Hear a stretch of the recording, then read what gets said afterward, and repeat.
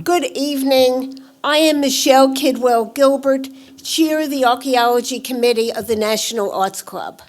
For those in the audience who are unfamiliar with the Arts Club, founded in 1898, we're a 501c3 nonprofit based in Gramercy Park with a mission to stimulate, foster, and promote public interest in the arts. Annually, the club offers more than 150 free programs to the public, including exhibitions, lectures, readings, theatrical and musical performances. For more information about the club, kindly visit us at nacnyc.org or find us on Facebook, Instagram, YouTube. On behalf of President Dr. Tara Cortez, the Board of Governors, and the Archaeology Committee, I am particularly delighted that Dr. Bonna D. Wescoat, Director of the American School of Classical Studies at Athens, since this past July, will discuss in collaboration with the American School, intriguing Samothrace, located in the northern Aegean Sea. And I want you all to know that I heard one variant. Would you like to sit up here?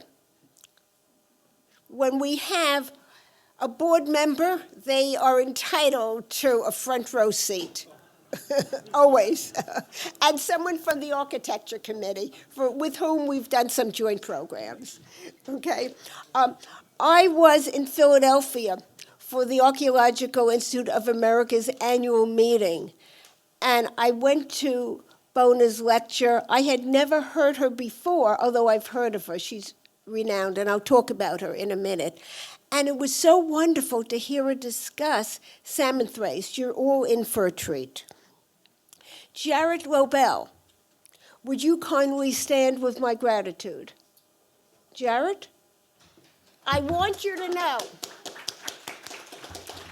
the editor-in-chief of Archaeology magazine, she graciously transported issues featuring fascinating Greek island of Samothrace. Do take a copy. It's going to be on the back table. And I have to tell you, there aren't that many, so go immediately to get your copy, or you're going to be left out. I did take one. Most of the members of this audience are familiar with Samothrace. Now, here goes. No?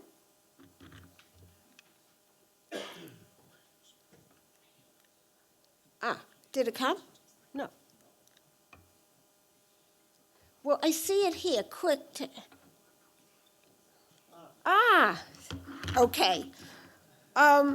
You know that piece, don't you?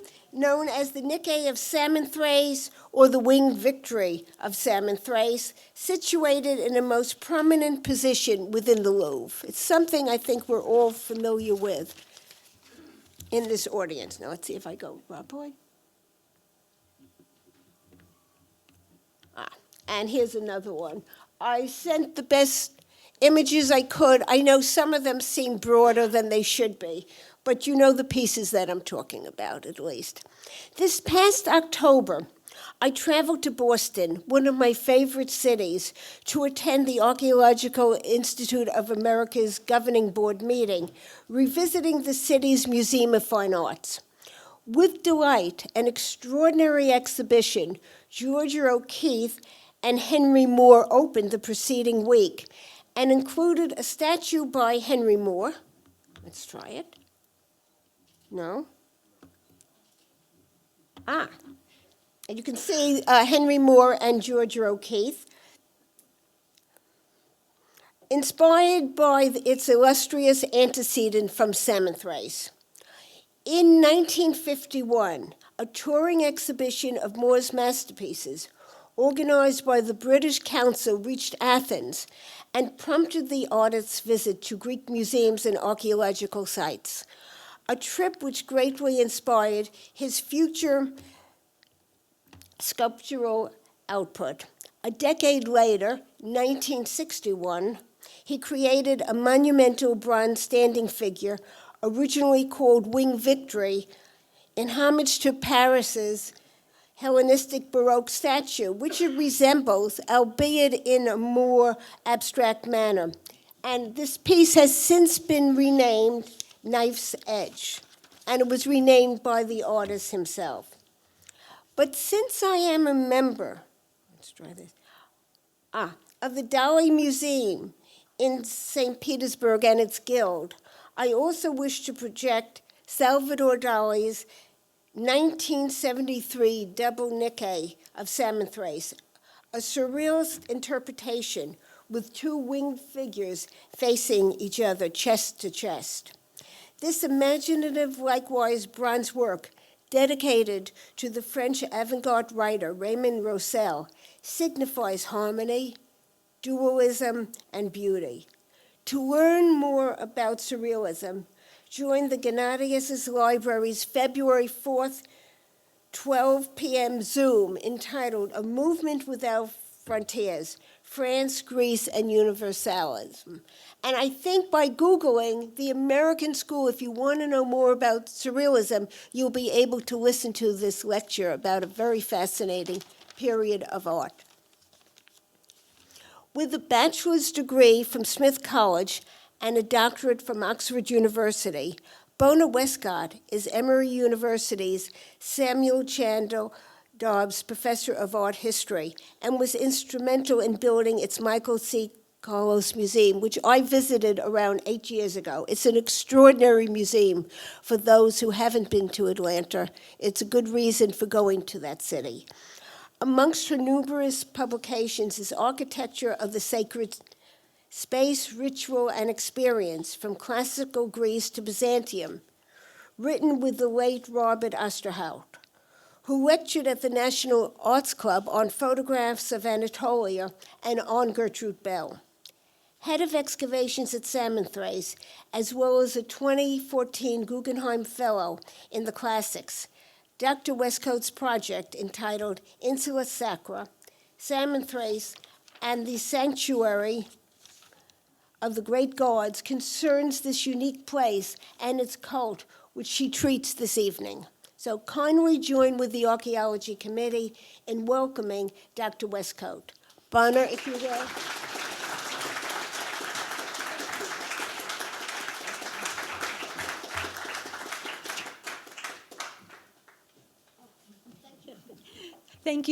Thank you very much, Michelle, and also Alex Zagorius, who could not be here this evening. It's an honor and a pleasure to be with you all and share some of our work on Samothrace. It's a pleasure also to see Samothracians here, members of the team of Samothrace, to see members of the staff of the American School of Classical Studies at Athens, to friends from the Metropolitan Museum of Art, and long-term friends that I have known for some time and appreciate their company year after year in Greece. So again, thank you so much, and I look forward to sharing well, that's quite an interesting slide, but I'm going to move on to this one, which is a little less surreal and a little more fiction, not a fiction, but a model of the sanctuary. Now, I would like to say before every lecture, I start by saying that I am the representative of a very large team that has worked together for many years, and it's their work collectively that I present tonight, and it's my honor to be able to do that. Because this lecture is going to be a lot about our digital technologies, I'd also like to thank Emory University's Center for Digital Scholarship, which has been instrumental in our projects since the beginning and a long-term partner. Now, the island of Samothrace lies in the northern Aegean Sea off the coast of Thrace. It's a windswept shore that rises dramatically really to the peak of Mount Fengari, which is a mile high, and this is where, according to Homer, Poseidon sat to watch the Trojan War.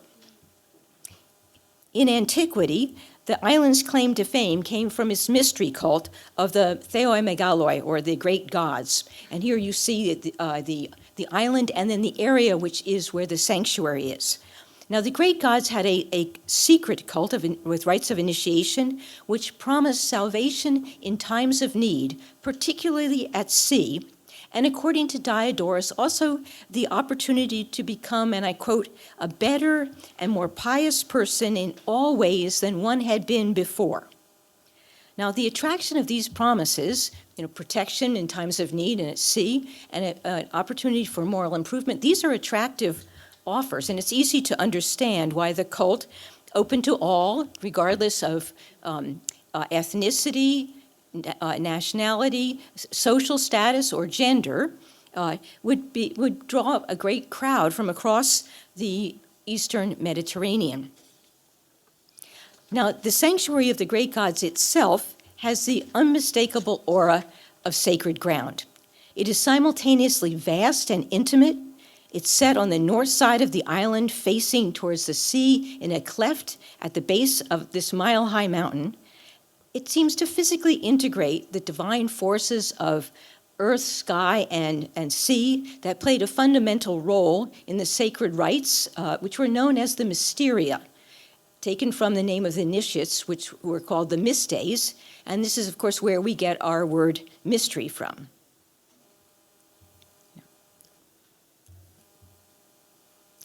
Now, these secret rites of initiation were never divulged, so we don't know exactly what went on.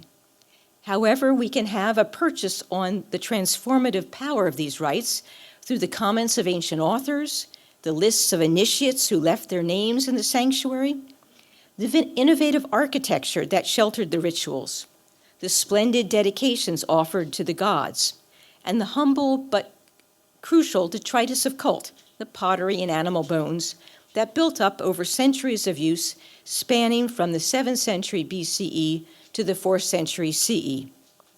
The sanctuary of the great gods thus provides a key point of access into the religious, political, and cultural psyche of the classical world.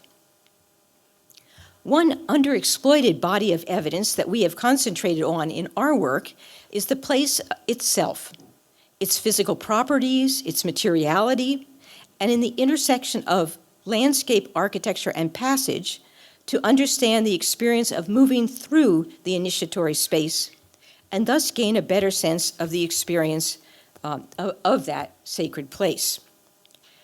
The sanctuary rose to prominence in the second half of the 4th century, and it benefited from the largesse of Hellenistic royalty and elites.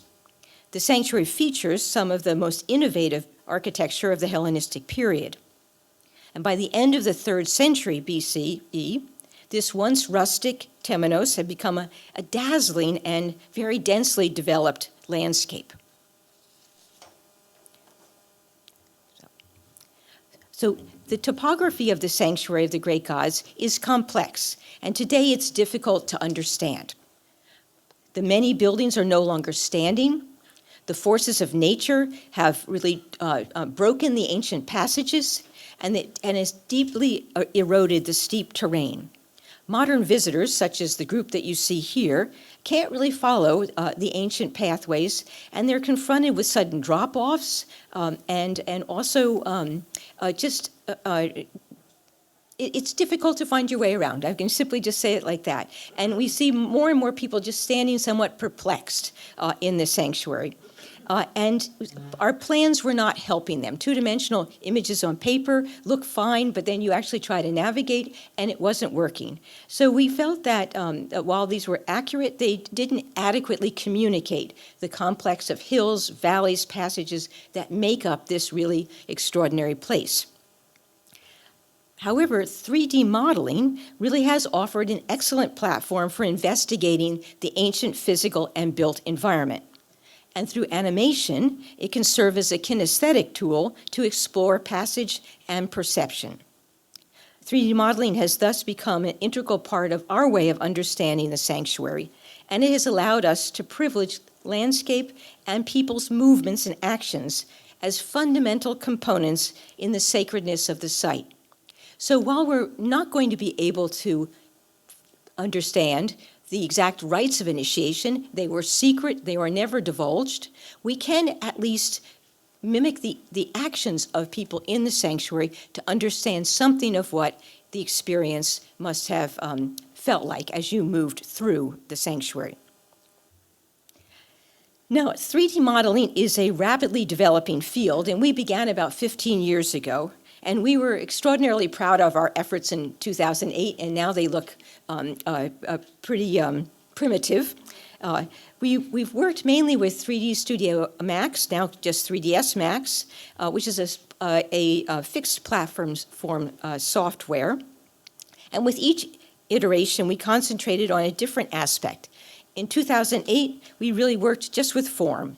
In 2011, we concentrated on light. In 2016, we focused on color and texture. And while the fixed platform allowed for really high level of detail and rich texturing, it didn't allow for interactivity. So in 2017, we moved to first to Unity and then to Unreal to see if we could also involve some interactivity on the part of the user, as well as being able to make fixed movement animations through the space. And our latest iteration is actually by our colleague Maggie Popkin at Case Western Reserve University, which is a mixed reality experience in which you actually enter the model itself. And each one of these remains very important forensic tools, depending on what your objectives are. But I'd like to say first a little bit about building that model. It was a pretty significant investment because we wanted a very detailed rendering. The sanctuary deserved it, and the evidence was there. It was just not standing. So we started by making a survey of all of the blocks, everything that was in situ. This plan, which you see here, has about 100,000 points in it that we've recorded over the years, locating each building in place in each course of each building. We then go from this to creating the wireframe of the buildings. Now, those buildings are separately reconstructed by our archaeological teams over years, and then we've placed them back on the exact place in their foundations to, again, get the three-dimensional feel of the sanctuary. Then we added the landscape, and this actually ended up being one of the bigger challenges because we knew how to reconstruct the buildings and we could place them on their foundations. But the landscape we then had to reverse engineer and imagine it back up to levels that had been basically cut into to create successive building phases. Then, of course, we could add plants and color to create a more, and textures to create a more naturalistic looking environment. And that allowed us to then, you can see here,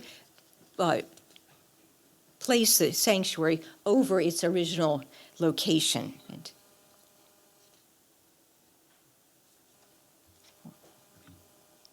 Now, there's the value added with, once you've built the model, of being able to follow your path through it and then also through the sanctuary. So here you can see us coming into the sanctuary. We have various clips down into the theatrical circle, around to the heart of the sanctuary, to the Hall of Choral Dancers, out and around, then back over to the Hieron, and then back out of the sanctuary. And the other advantage was that one could experience this at different times of day. So we could, in fact, enter the sanctuary at night, which is, as we think, the original prospective initiates entered as well.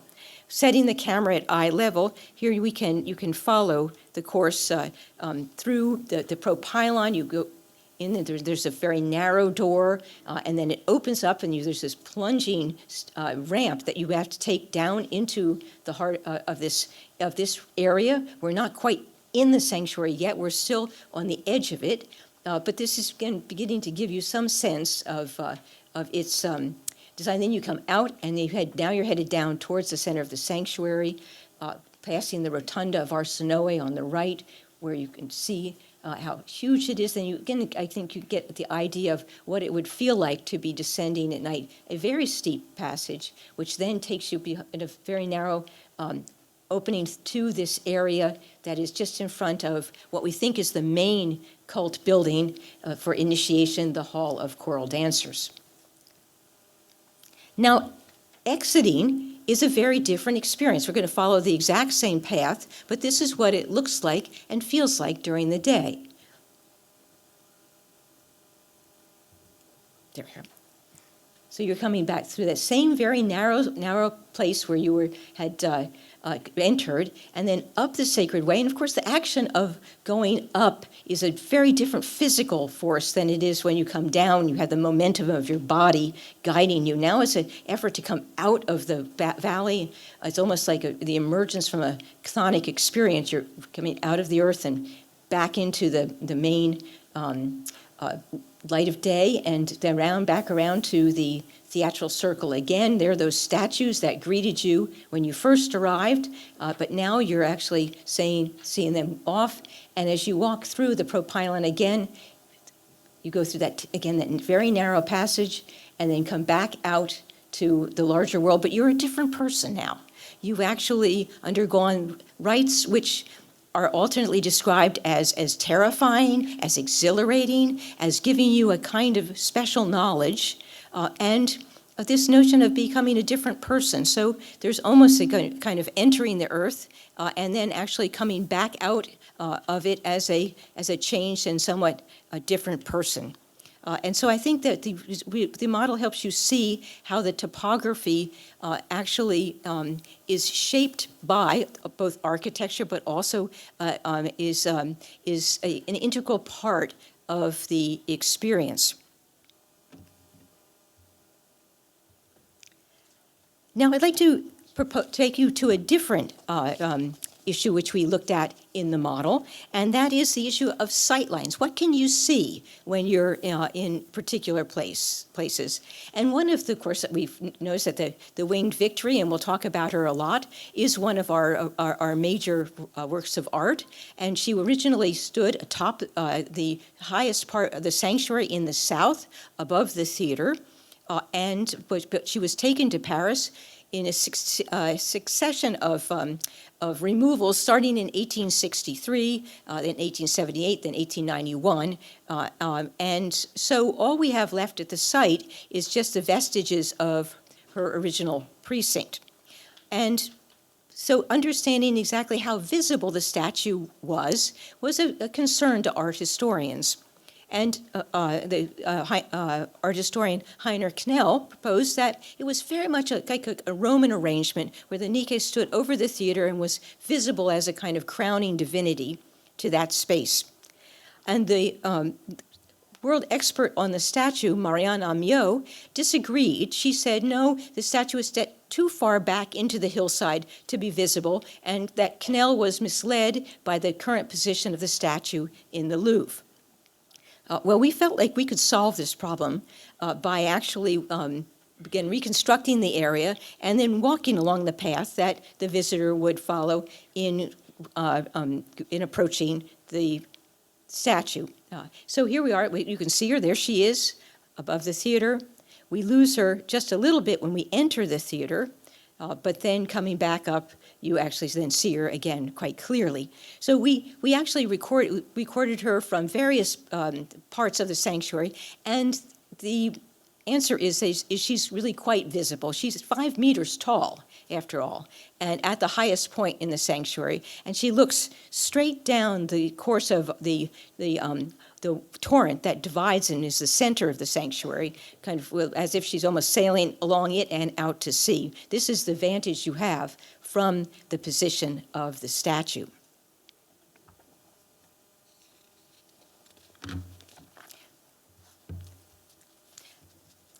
The second initiative I'd like to take you to actually is works with the interactive model in Unity. And here we're looking at a different issue. As you saw in the model that we had, that model was set with the camera at your eye level, and so it was what you could see, but it was not, it was a fairly lonely space, wasn't it? There was no other people there with you, and we know that initiation was a communal act. It was it was very personal, but it was also done collectively. And so the crowd around you was also important, and it governed how you would move. I mean, if you're with two people, you move in one way. If you're with 150, you're in a different situation. So we wanted to understand what it would feel like if, and how the sanctuary and the space would be used if there was varying numbers of people. Now, we do know that the initiation, the Samothracians were smart. They were an island, they were far away, and if people could get to the island, they would perform an initiation. This is different from Eleusis, where the Eleusinian mysteries are held on a strict festival calendar only once each year. But so Samothrace, it was during the entire sailing season, and that is why the numbers could vary greatly. We want to understand and test these aspects. We turn to agent-based modeling. And agent-based modeling is when you have a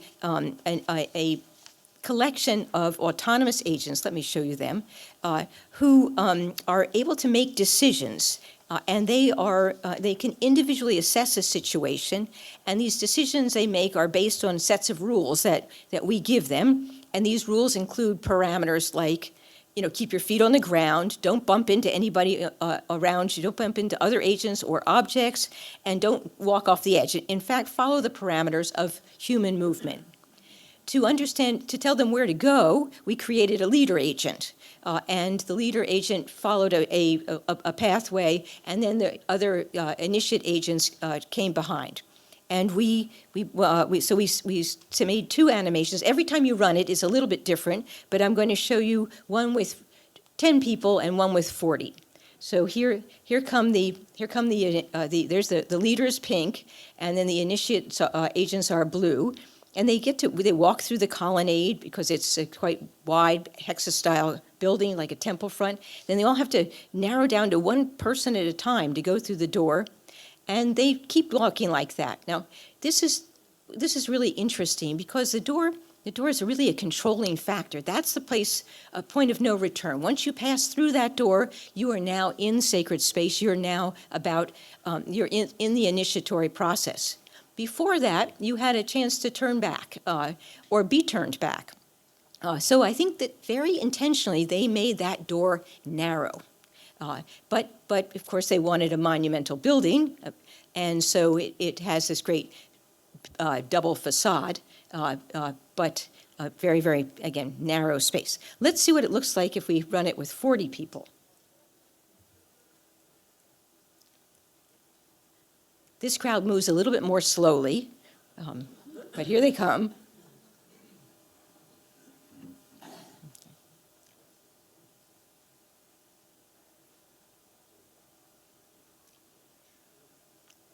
And they make good use of the colonnade, and then they get kind of bunched up here, and they slow down again. But then they eventually all squeeze through.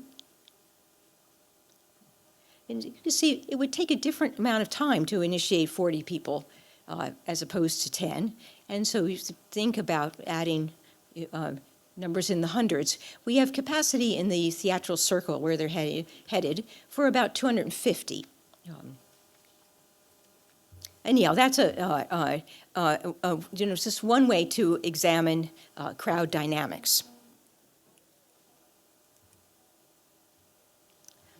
The third way, as I mentioned, was mixed reality. And this is when you are basically entering the scene.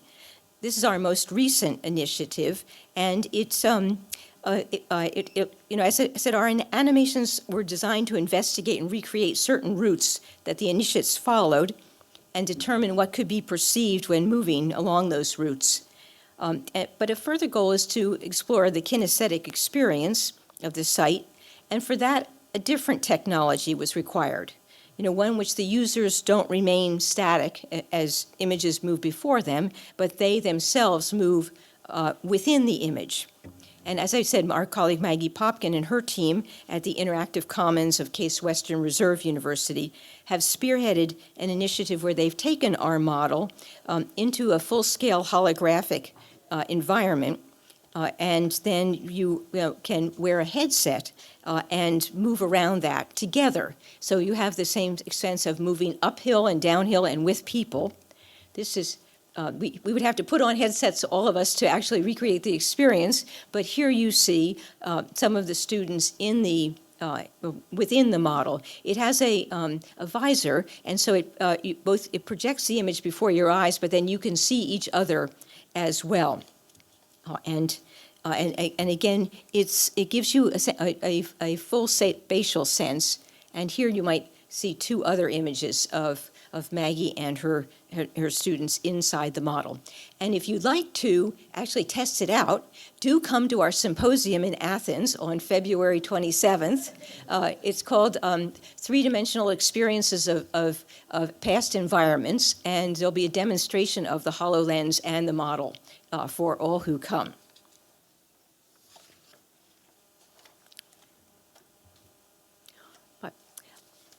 A very different type of initiative, also digitally driven, but on a smaller scale, where we are working we call fitting together the fragments. And here we'll be talking about two different projects, but one concerns that most famous sculpture that we've already talked about, the Winged Victory. And this project involved the virtual unification of material that was divided between two museums. In 2013 to 14, the Louvre Museum made really an incredible effort to restore the statue in honor of its 150th anniversary of its discovery. And they took the statue off view, put it around the corner in the king's bedroom. They completely dismantled the prow on which the statue stood, and rebuilt that, and then cleaned the statue and reset her in place.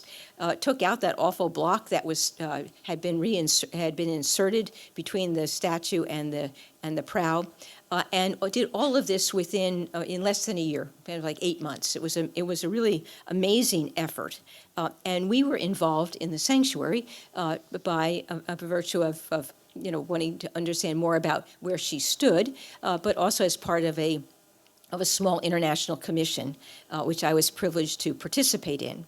And we have a very few pieces of the statue on Samothrace, but they end up being critical ones. For example, you see here Ludovic Loger and Hannah Smog, who is at Penn State University now. Here she's an undergraduate at Emory University, and now she's a professor. And they're looking at a block called C2. Now, C2 was left behind by the French because it had no parts of the prow. They came for the ship, and they were worried about the weight of all the blocks on the ship that they were going to take the stones back to France, and so they left that on the beach. It turned out to be a big mistake because it was the one block on which the statue stood.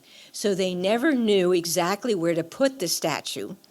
Once they had gotten back, and so this was one of the big issues that we wanted to resolve in the reconstruction, and so we were actually looking. It was broken into two pieces. Then it was hauled back they left it on the beach. We hauled it back up into the sanctuary, and we had that digitally scanned, and then they printed it to scale, and we were able to locate exactly where the statue stood.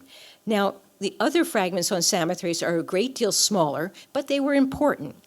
And we were able, by scanning and printing, to fit them all back into where they belonged in the prow of the ship upon which the statue stands. And here you see the several arrows that point to where the Samothracian fragments belong. And what the French did was they recast them in plaster and gave them just a very slightly darker color, so that if you're looking, you can find them, and if you're not, they blend right in. However, As you know, this is the result in 2014, and she looks magnificent. You can really tell the difference between the Lartian, the Rhodian marble of the prow and the beautiful Parian marble of the statue. But the one thing that's missing is, of course, the part that tells you what kind of monument this is. This is a warship, and the prow should have a great ram that is the kind of action part of the ship, used to ram, quite literally, other ships and sink them. And here I show you a reconstructed ram from the reconstructed trireme Olympias. That's down in Phaleron, to give you a sense of what we're missing. Now, we weren't 100% missing it, but what we had was really fragmentary and definitely not enough to restore to its original position. It would just be too much plaster. So the French, who had several pieces, elected to just stop the statue where it is. I would like to go back to point out the extraordinary engineering of this statue. Look at the block that is that this would have been part of. It's cantilevered 3 meters from the base, and the statue is right over the place where it joins and touches the base. So it's kind of locked in place by the weight of the blocks above it. But it's really, you can understand why that part broke, literally in half, and was the part that was most shattered of all of the statue. All right, so here is what we had. And we elected to to make photogrammetric models, is how we worked with here. And we worked as 3 of us worked together. This is Ludovic Loger and Vincent Baillet and me. During COVID, every other Friday, we got on the phone between us all and tried to put the fragments back together. Vincent was our modeler, and Ludovic and I were working with the reconstruction. We had some good fortune. Prior to quite recently, the most well-known ram in the Eastern Mediterranean was the athlet ram found near Haifa that was from the 2nd century BCE, which is about the right time for our dedication. And it was the image that Marianne Amiot used in her reconstruction of the Nike, and you see that drawing here, and you can see how close it is to the athlet ram. We're looking, just to be sure, right this area, right here. That's where we're going to be talking about. Now, Marianne Amiot, who recently passed, and was the world's expert on this statue, and we really rely on extraordinary and are extraordinarily indebted to her for all of her work. It's really incredible. She did not, at the time she made this reconstruction, know about a discovery off the coast of Sicily near the Aegean Islands. They were just coming out, where they found it was from the last battle of the First Carthaginian War, and many ships were sunk, and many of their rams, I think in the 20s, survived. The first one that was found, Aegean Ram 1, ends up being closest to our fragments. And as I think you can see, we just have a few fragments here, but the important part is the fins are shaped similarly. They have the same ribs. They have the same borders here that you see here and here. And we could put that together with another ram, smaller than the Nike monument, but still quite big, on the island of Rhodes, which you see here. And there you, again, I think you can see the similarity of material and also the very similar design. Here is a fin, and then here you have a piece of one here. So we were able to basically take these 2 examples, and you can see how well they fit together. One is a sculptural version, one is a real version, and use them as the models on which we mapped our own pieces. So we actually scaled the Aegean ram to the right size for the Nike monument, projected our main whales, and then hooked it on. We then, again, took our fragments and placed them over the Lartian marble ram, which you can see they're fragmentary, but they fit right in. We did make one mistake. We thought we had these fins belonged here, but in fact they don't. They belong to the upper, the proembolium, or the upper ram, and we were able to make that decision as we began, again, looking at all sides of them. Photographs would have been very difficult, but being able to spin these around in a virtual environment made a huge difference. For understanding just how far the ram projected, we were incredibly lucky in the discovery of this very large, we're talking about this big, fragment on Samothrace, which you see right here. And it joins a fragment in Paris here, and then one can project the keel. We're looking at the underside of the boat here. Project the keel to its point of meeting here with this fragment that's in Paris, and that has where the keel meets the fins. It's easier maybe to see it from underneath. And so then we were able around that to model the rest of the ram, and it's something we could also compare to other examples to be sure we had things in the right place. And the 4 images you see here are all roughly contemporary. Well, actually, they range. Let's call them all Hellenistic period, and you can see that a number of them have this very similar shape to the rams. Here's the reconstructed version on the Nike to the far left.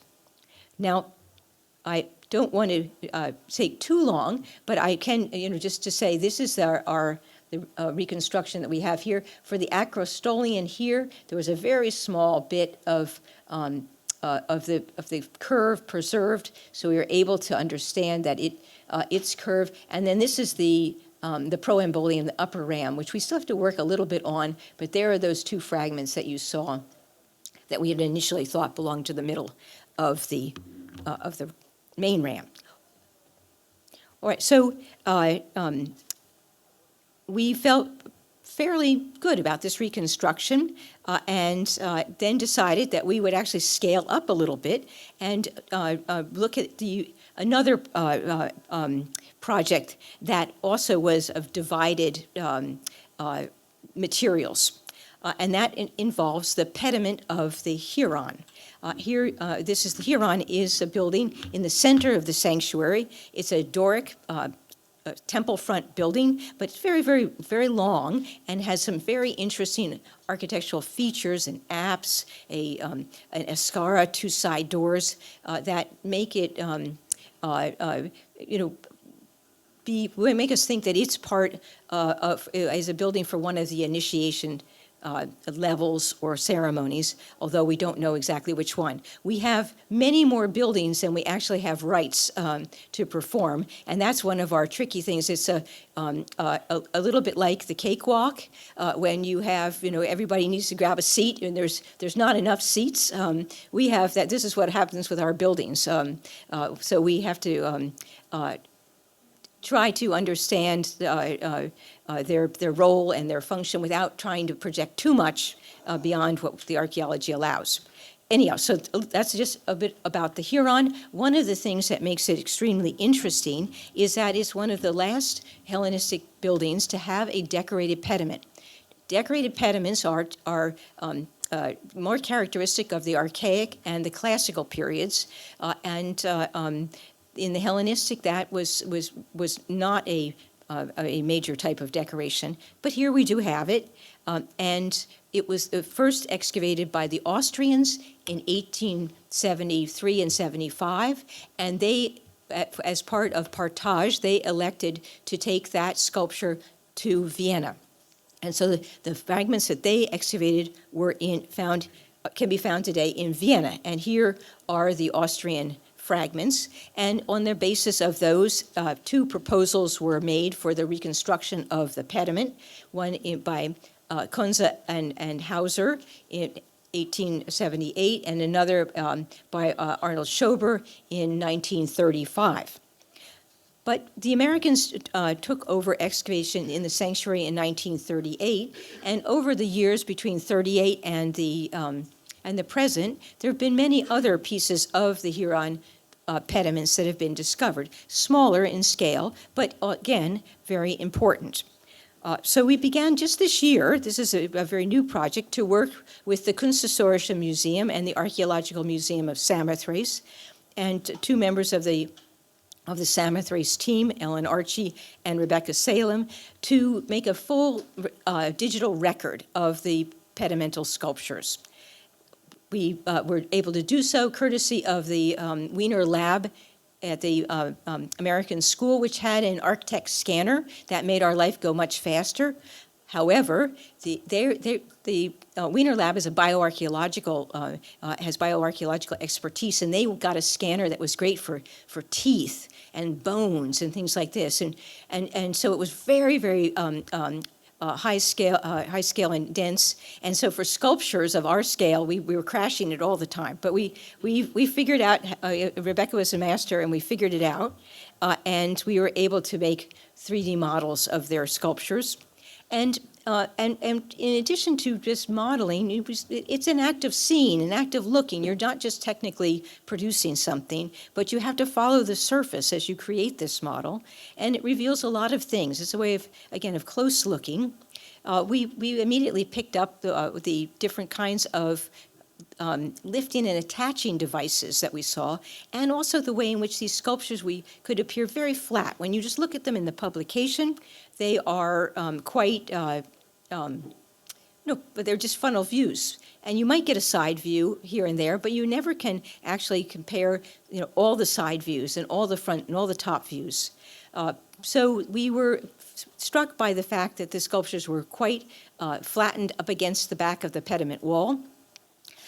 And except for one, if you take a good look at they're all just now aligned, and you can see how our reclining female and male and seated figure all look like they're just really, they have a flat back.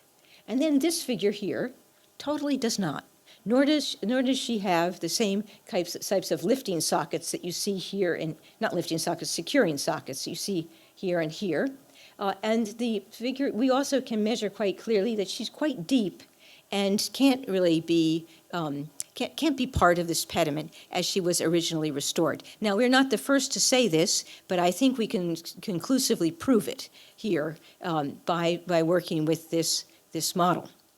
We also really wanted to see if we could join fragments together, and we have a number of joins. One would just show you, because we have it all modeled here, was an interesting kind of look at how ideas can change and how evidence can be found, lost, and then rediscovered. This figure you see here in pink is it was found by the Austrians, and originally it was described as a female. Then scholars later, this piece that you see here was joined, but it somehow came off. And being lost, people looked just at this part and said, well, maybe that's a man. And it was published as a male figure. And we thought, but as we were going through all the fragments that the Austrians pulled out for us, we actually found this fragment here, and we did what we call a reverse mastectomy. We actually got her back together, and it's 100% a female figure. So that was one of our small triumphs, and we actually have figured out a couple of other fun things, which again, if you come to Athens to the exhibition that is called Imagining Samothrace from Homer to the Hollowlands, you could have a chance yourself to actually fit the fragments into their original places. Here, just at the LaGuardia studio of NYU, we're printing as we speak. They're ready tomorrow. All the fragments at 1/3 scale. We also are grateful to the University of Indiana's lab, because they're printing a set for us too. We need 2 sets and in 2 different materials, again, to test them both out. But we'll have a make-your-own pediment as part of the exhibition, and people will be able to see what they can fit in and understand how challenging and inventive this particular architectural space is.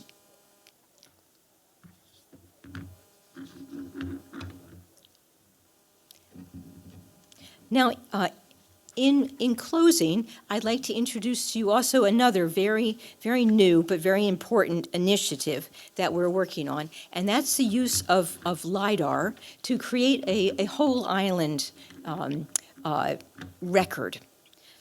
Lidar is a technology, and we're using the aerial version, which allows you to shoot and pulse so many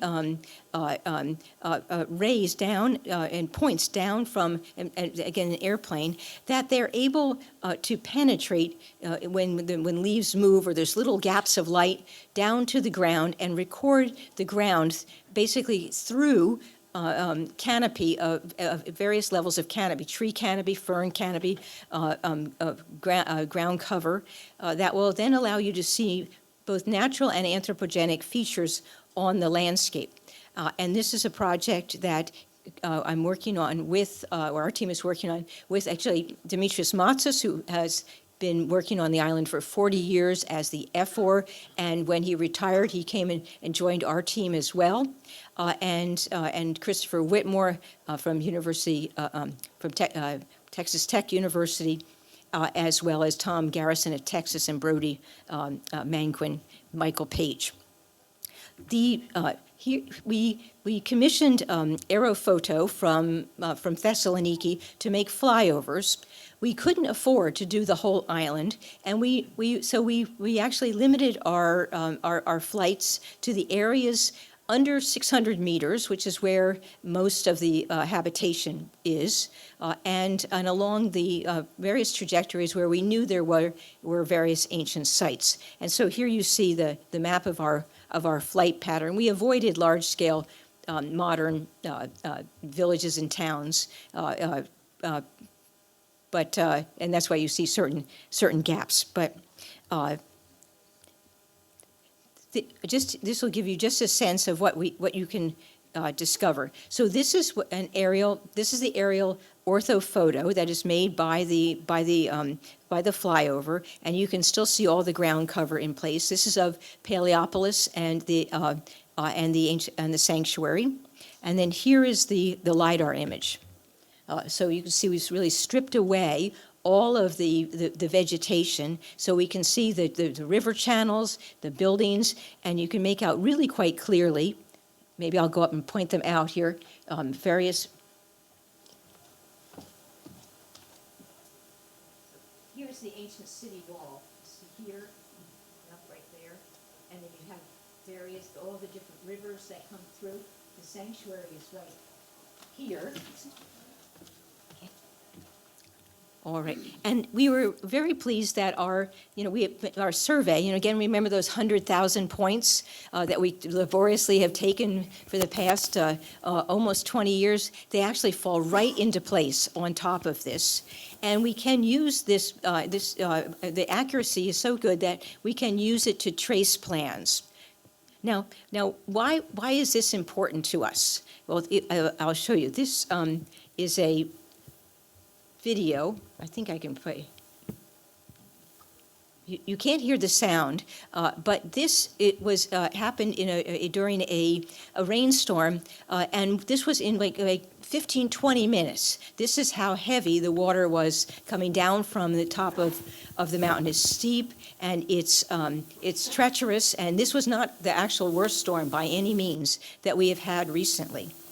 And so we're really, this is a huge environmental hazard to the sanctuary. And in fact, the damage that was caused in 2017 was so great that, that it ripped out all of the bridges that cross the central ravine. And it still remains, we're still trying to figure out how to solve the problem of water in the sanctuary.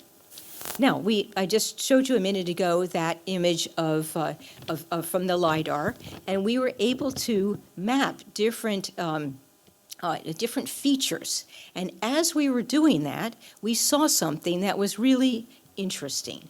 I think I want you to see we're just in this area here, and we notice this is the Ayaparas stream on the outside of the sanctuary here. And this is a tributary going into the sanctuary, so kicking water into where we don't want it to be. And then we found it was a paleo channel that someone had blocked, and so diverted the water into the sanctuary. And so we would not have known this. We couldn't have seen it on the ground. It was it was covered with brush. But if we can simply remove that dike and put it here, we can direct at least 20% of the water out of the sanctuary. Now, that's a great gain environmentally, and it's at a relatively low cost. So this technology not only helps us understand, the ancient remains, but it also helps us protect things in the current, in the current environment.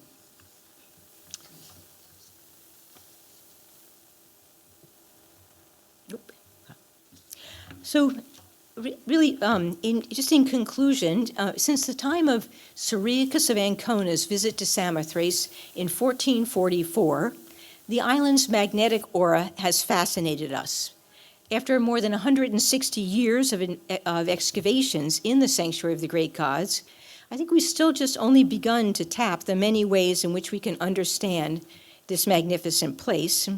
Digital technologies offer one avenue of approach for both asking and answering questions.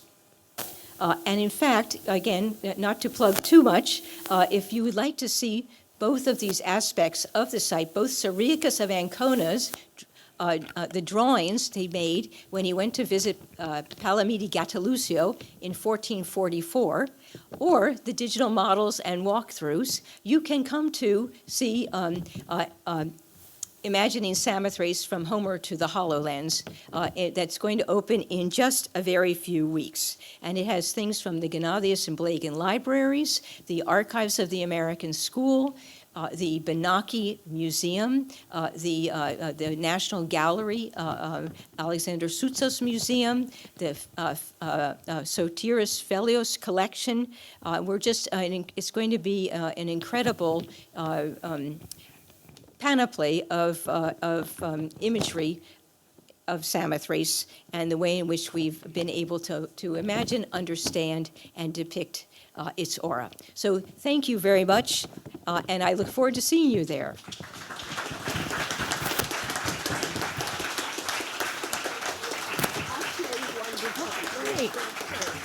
Well, I want to say the show may be incredible, but wasn't tonight incredible? Also, thank you, you're wonderful. I want to make one comment, and then we don't have much time for questions. I'll take one from each area of the room. What I wanted to say is, during COVID, and before COVID, but we had Donald Sanders, who was in Corinth with the American School, and he's involved with virtual reality.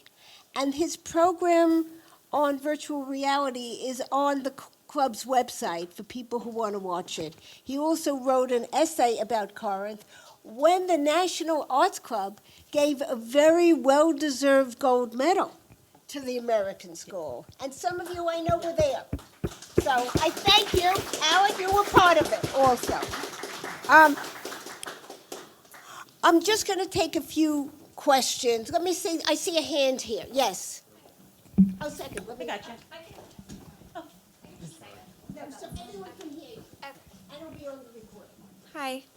I was wondering if there was any research into reconstructing the face.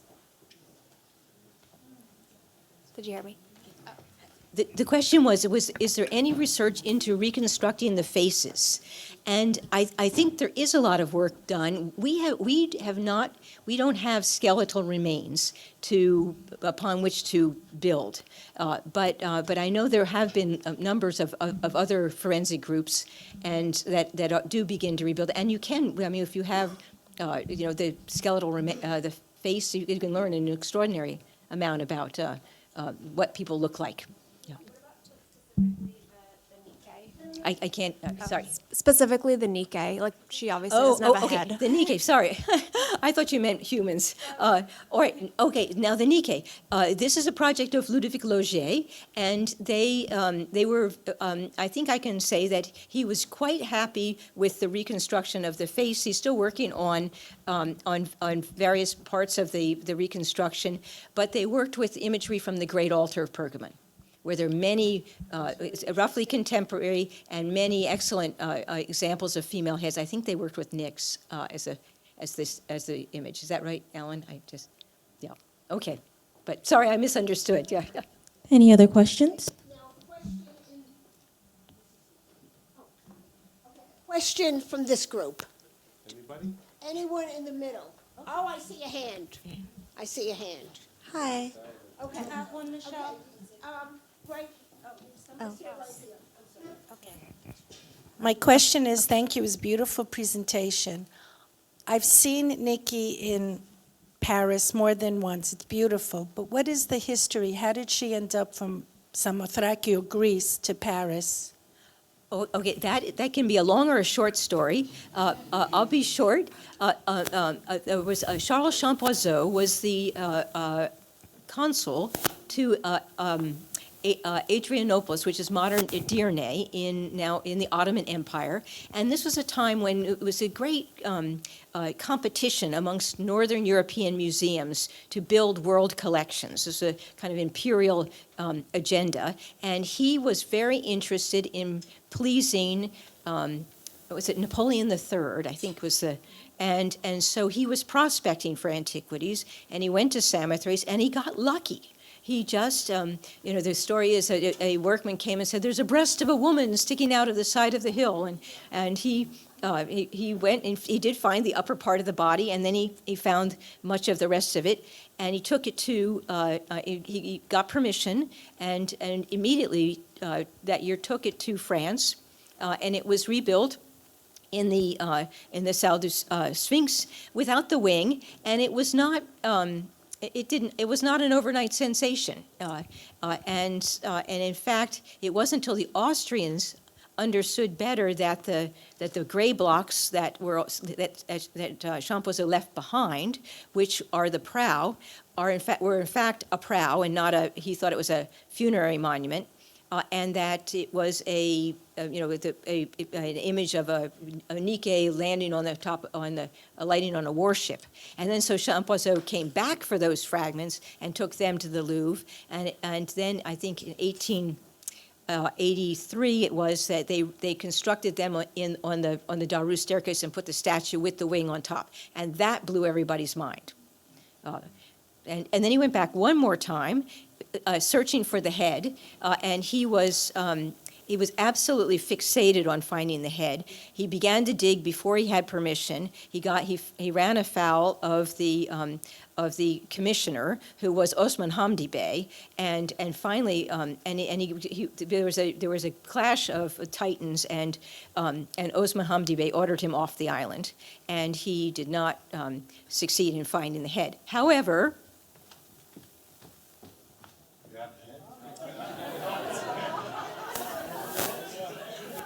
our motto is, this year, the head. See? Very good. And every year at the first dinner, we toast to the fact that this year we're going to find it. Okay. Now that a question. I have one here. Michelle, currently. That's okay. Thank you. Just wondering if Was there any indication of a multi-generational family that ran the ceremonies, and was there lodging for them, or a village to support them, or anything like that? This is a great question about who ran the mysteries. What was the a priesthood, or and we absolutely know nothing. It's shocking. The Samothracians made they had an epigraphic tradition, but it was basically recording the names of outsiders rather than themselves. So we're looking forward to finding something that might tell us more about them. Now, where they lived, that is a frontier we can actually explore, because we've learned a lot more about the ancient city.